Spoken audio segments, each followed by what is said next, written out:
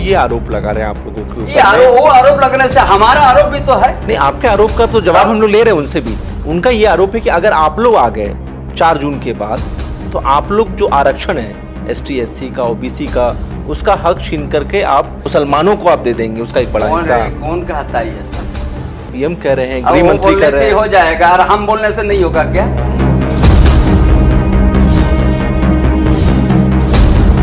तो 2019 में तो बीजेपी ने 303 सीटें दादा लाई। इस बार क्या लग रहा है आपको? 2024 में ये 400 प्लस का नारा दिया है। 150 नहीं पहुंच पाएगा। लेकिन जरा मोदी नहीं तो कौन? ये भी तो एक सवाल है कि अगर इंडिया अरे अलायंस उतना को दिन नहीं तो कोई देश चला जाता कि नहीं? और इससे बढ़िया चला जाता ना। अगर झारखंड की बात करें 2 फेज का चुनाव हो चुका है, आपको क्या आप लग रहा है? झारखंड का चुनाव हमारा, हम 14 की 14 सीट हम लोग लोकसभा जीत रहा है। इंडिया गठबंधन का सरकार बनने जा रही है केंद्र सरकार।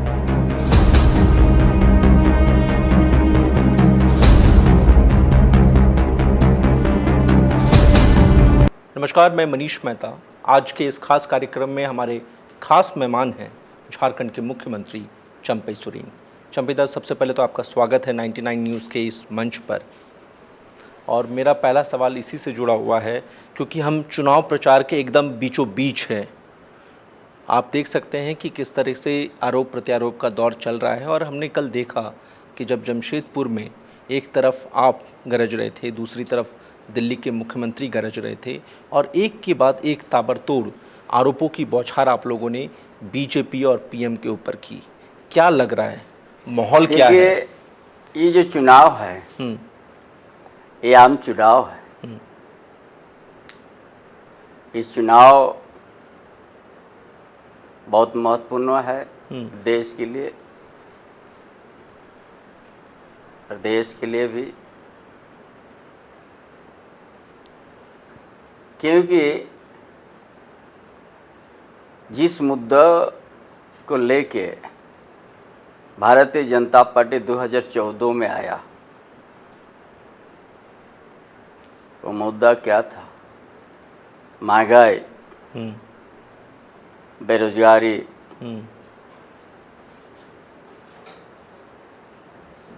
एक अच्छा दिन लाने का उसका मुद्दा था। वो सारा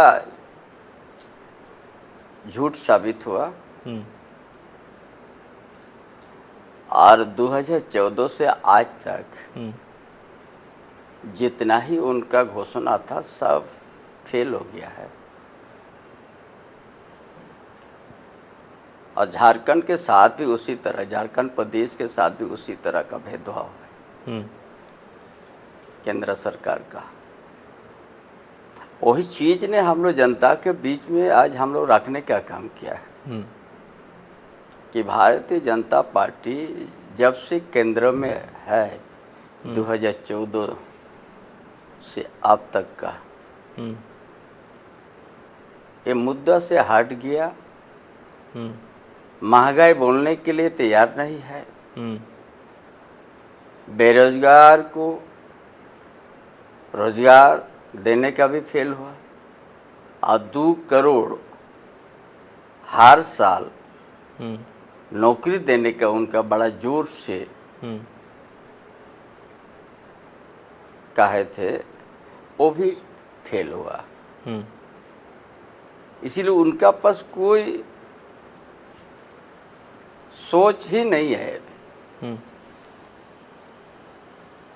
और वो जो 400 पार का नारा दे रहा है, जैसे लगता है 500 ही पहुंच जाएगा, लेकिन इस बार ऐसा नहीं होने जा रहा। क्योंकि जनता समझ लिया कि ये सिर्फ मुट्ठी भर पूंजीपति के लिए ही इनका अपना सत्ता हासिल करना चाहते हैं। ना यहाँ किसी को नौकरी देने की बात करते हैं, ना बेरोजगार को रोजगार देने की बात करते हैं, ना जो जो उनका घोषणा है एक भी उसका धरातल पर नहीं है। इसीलिए विफल है ये भी। और इंडिया गठबंधन का इसीलिए देश में लहर आ गया है, प्रदेश में लहर आ गया है। लेकिन चंपई दा, ये बताइए कि 2019 का भी चुनाव आपने देखा था, और 2024 का भी आप चुनाव काफ़ी करीब से देख रहे हैं, आप प्रचार भी कर रहे हैं। ये दोनों चुनाव की अगर हम तुलना करें तो आपको क्या लगता है दोनों में क्या अलग है? 2000 चुनाव में जो हमारा विधानसभा का चुनाव हुआ, नहीं, मैं लोकसभा की बात कर रहा हूँ। नहीं, हम विधानसभा में चुनाव हुआ, उस समय उसी तरह नारा देता था 65 पार विधानसभा में, जैसे लगता है आंसी पहुँच जाएगा, रुक गया ना 25 में। इस तरह का, इसी तरह वो कुछ जनता का बीच में कोई अपना विचार या कुछ हम किया है, कुछ करने है, इस तरह का उनका पास विचार नहीं है। जो जनता का हित में वो कभी बात नहीं किया। जमशेदपुर काल जो हम लोग उस बात को खुलासा किया, जिस क्षेत्र में देश का प्रधानमंत्री गया था, पूर्वी सिंहभूम जिला, उस क्षेत्र में माइंस टोटल बंद पड़ा हुआ है। केंद्र सरकार जो एनओसी नहीं दिया, उसका चलते 10 साल से बंद पड़ा हुआ है। जहाँ एक अलग रौनक था, मौसाबनी शहर, मऊ भंडार, घाटशिला, आज वो खत्म हो गया है। मजदूर हताश है, उनका पास कोई सोचे नहीं है ना।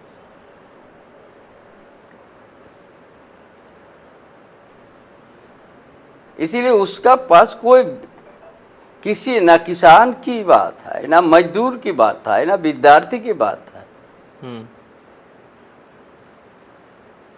वो मुद्दा विहीन लेके भारतीय जनता पार्टी पर चलकर यही है।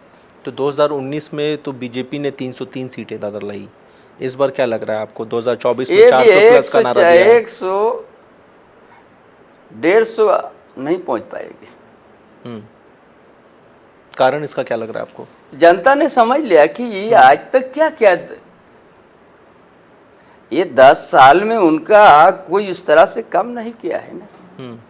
जैसे झारखंड प्रदेश में इतना बार आया है, सबसे ज्यादा समझते हैं हम झारखंड प्रदेश में इसका प्रधानमंत्री आया है, फिर आने वाले हैं, फिर आने वाला है। यहाँ का ज्वलंत मुद्दा क्या है?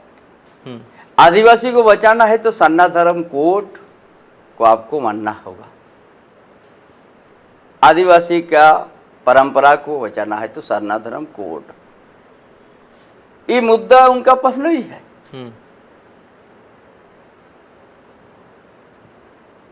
यहाँ ओबीसी को हम लोग विधानसभा पास करके 14% से 27% किया गया है आरक्षण, उसका भी उनका पास नहीं है मुद्दा। जब झारखंड अलग राज्य हुआ, झारखंड अलग राज्य होके 24 साल हो गया है।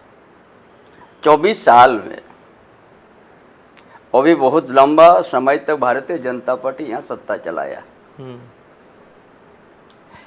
यहाँ का आदिवासी, यहाँ का मूलवासी का आंदोलन के समय से है कि यहाँ का स्थान या नीति यदि बनेगा तो 1932 का आधारित स्थानीय नीति बने, ऊपर से भी नहीं है। तो ये ज्वलंत मुद्दा है।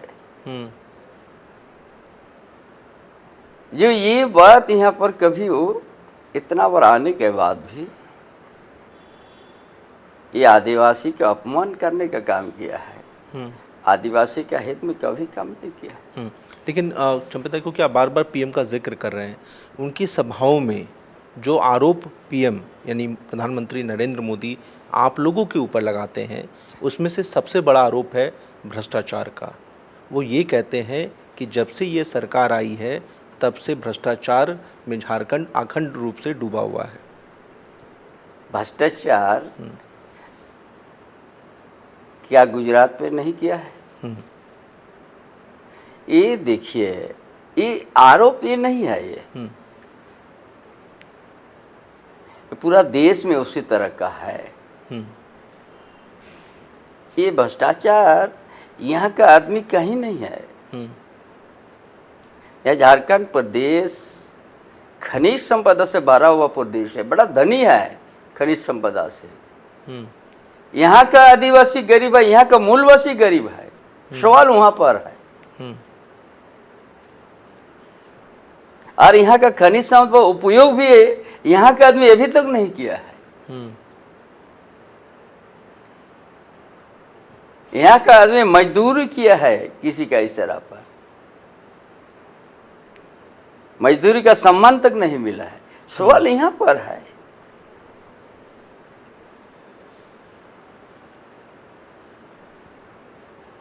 लेकिन वो तो ये कह रहे हैं चंपेदा कि ये मोदी की गारंटी है, तीसरे कार्यकाल में और भी कड़ा प्रहार करेंगे भ्रष्टाचार पर। क्या चीज का प्रहार करेगा? वो तो देश में एक कानून व्यवस्था है, एक कुछ आदमी का आरोप है, उनका यहाँ जाने के बाद सब उसका तो आरोप खत्म होता है। कौन चीज का कहता है वो? कुछ आदमी विदेश में हजार हजार करोड़ लेके बैठा हुआ है, उसी का समय का हम बात कर रहे हैं। 10 साल में क्यों वो लोगों को खोज के नहीं लाया?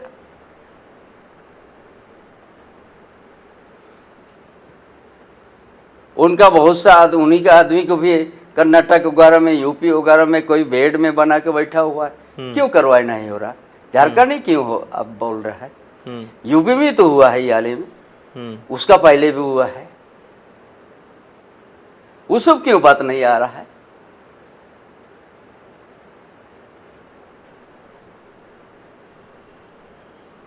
यहाँ का खनिज संपदा तो हमने कहा कि ना आदिवासी उस खनिज संपदा को वो उपयोग कर रहा है, ना मूलवासी कर रहा है, ना दलित कर रहा है।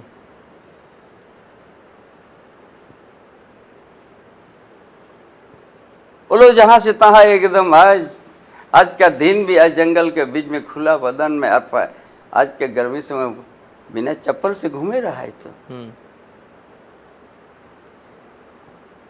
तो आपको लगता है भ्रष्टाचार एक बड़ा मुद्दा बना है इस चुनाव में? नहीं, भ्रष्टाचार तो पूरा देश में है, झारखंड ही क्यों? देखने का नजरिया अलग अलग है, आप ये कह रहे हैं। आप खाली यहाँ पर ये झारखंड को, आदिवासी को भी अपमान किया, झारखंड राज्य को भी अपमान कर रहा है। क्योंकि कल केजरीवाल वाली सभा में भी आप लोग इसका जिक्र कर रहे थे कि हेमंत सोरेन की जो गिरफ्तारी हुई है, कल्पना सोरेन भी कह रही है, आप भी ये कह रहे हैं कि एक साजिश का हिस्सा है।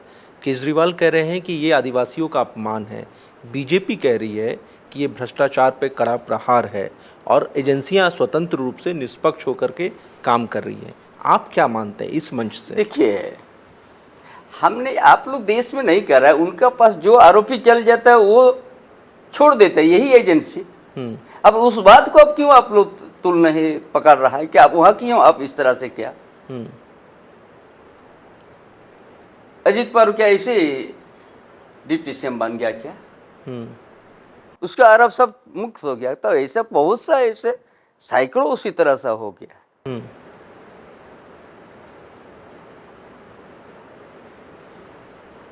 अरे यह तो आपको ये इतना बड़ा प्रदेश की बात है ना, अपने प्रदेश को क्या दिया है अभी तक?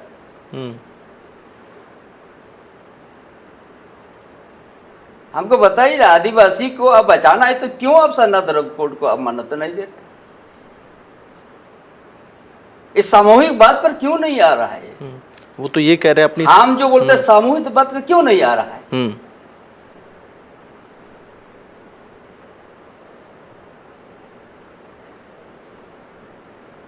यहाँ का मूलवासी के ऊपर क्यों हम लोग 27% कर दिया है ओबीसी का, क्यों आपको उसको आपने महत्व नहीं दे रहा है? क्योंकि आपने यहाँ का स्थानीयता 1932 का खतरा आधारित मानने में आपको क्या तकलीफ है? चंपा को कि आपने आरक्षण का जिक्र किया है, मेरा सवाल इसी से जुड़ा हुआ है, क्योंकि आप लोग अपनी सभाओं में बार बार ये कह रहे हैं कि अगर मोदी तीसरे टर्म आ गए तो संविधान खतरे में पड़ जाएगा, मोदी तीसरे टर्म अगर आ गए तो आरक्षण को ख़त्म कर देंगे। आप लोग लगातार ये कह रहे हैं, विपक्ष के भी कई बड़े नेता जो हैं, चाहे राहुल गांधी हो, देश में चर्चा है, मुट्ठी भर पूंजीपाती के लिए काम कराइए, इसमें आप संदेह मत रखिए। सब निजीकरण करने के बाद कोई भी आप नौकरी नहीं मिलेगा, ठेकेदारी पता कहीं रहेगा बढ़ावा। आप जो भी आज पढ़ लिख रहा है विद्यार्थी, उसको कोई संस्था में काम मिलेगा। और संस्था में कोई श्रम कानून लागू नहीं है, तो वो तो संस्था माने समाज सेवा होता है। इस दिशा में लेके जा रहा है। कब शुरू हुआ पैरामेडिकल? ये जो ठेकेदारी कब से शुरू हुआ है? ये भारतीय जनता पार्टी का बीच से शुरू हुआ है। ये बहुत बड़ा ये है, ये आज सोचने का समझने का समय दिन है आज। आपने निजीकरण करने के बाद क्या कीजिएगा आप? किसी को एम्प्लॉय नहीं मिलेगा परमानेंट। मतलब आपको लगता है कि वाकई में अगर ये जो नंबर 4 है, तरफ से 400 पार का ये जो नारा दिया गया है, आप लोगों का ये आरोप है कि ये सिर्फ इसलिए दिया गया है ताकि ये संविधान को बदल सके, इसीलिए तो वो चीज को ये कर रहा है। ये हम नहीं का पूरा देश कह रहा है।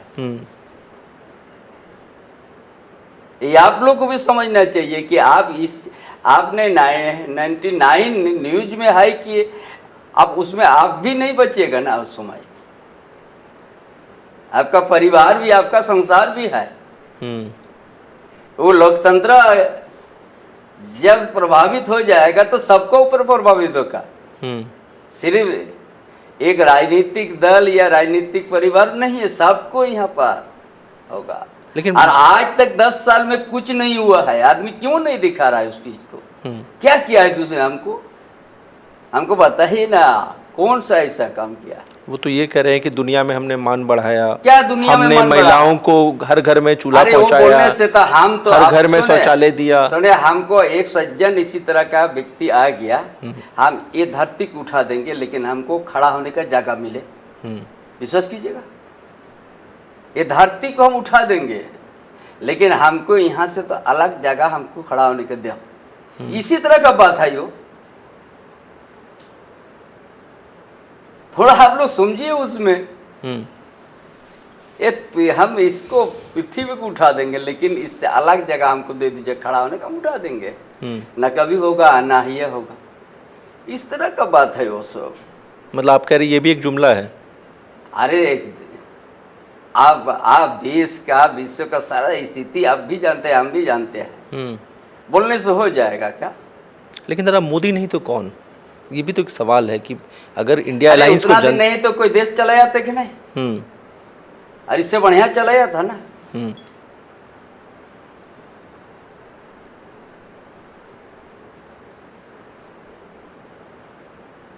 वो नहीं है तो क्या है? लेकिन आप यहाँ का व्यवस्था और यहाँ का लोकतंत्र के ऊपर में क्यों आप प्रहार कर रहा है? सवाल ये है।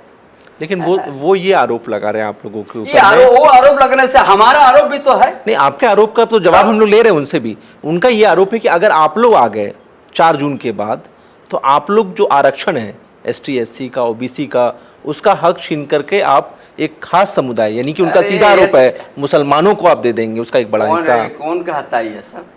PM कह रहे हैं, गृह मंत्री कह रहे हैं। हो जाएगा और हम बोलने से नहीं होगा क्या? हमने आपको व्यवहारिक हमने आपको बता रहा है। ये आदिवासी या झारखंड में क्या चाहिए हमको? आदिवासी का बात कीजिएगा तो सारनाथ धर्म कोड देना है आपको। लेकिन एक शब्द तो क्यों नहीं बोल रहा है? विश्व आदिवासी दिवस है, उसमें क्यों शुभकामनाएं नहीं देता है? ये कहना ही है क्या? ये क्यों सोच के नहीं बोल रहा है? किस सोच से नहीं बोल रहा है? वो तो ये कह रहे हैं कि हमने ट्राइबल प्रेसिडेंट दे दिया देश को। बोल दिया तो आप मान लेंगे क्या? जरा अगला सवाल लेते हैं। इस बीच कल्पना सोरेन ये कह रही है कि हम दिल्ली आ रहे हैं। आपको क्या लग रहा है? क्योंकि देखिए, इंडिया गठबंधन का लहर है और इंडिया गठबंधन का सरकार बनने जा रही है केंद्र सरकार में। बस अगर झारखंड की बात करें, 2 फेज का चुनाव हो चुका है, आपको क्या लग रहा है? झारखंड का चुनाव हमारा 7 चुनाव हो चुका है और 7 बाकी है। हम 14 के 14 सीट हम लोकसभा जीत रहा है जी। इस बीच ज़रा, क्योंकि जिस वक्त आप मुख्यमंत्री बने, झारखंड स्टेट एक पॉलिटिकल क्राइसिस से गुजर रहा था। लगभग 3-4 दिनों तक हम कह सकते हैं एक सस्पेंस भी बना रहा। 3.5 महीने का वक्त आपके मुख्यमंत्री काल का हुआ है। इस 3.5 महीने के मुख्यमंत्री काल को आप कैसे देख रहे हैं? इस काल में हम चुनाव भी फेस किया है ना। चुनाव में पूरा झारखंड प्रदेश में लहर है हमारा इंडिया गठबंधन का पक्ष में। और जो भी महीना 1.25 महीना हमने क्या जनता के बीच में योजना को पहुंचना का काम किया है। और हमारा जून महीना से और तेजी से हम लोग जो हमारा महागठबंधन का सोच कि जनता यहाँ झारखंड प्रदेश को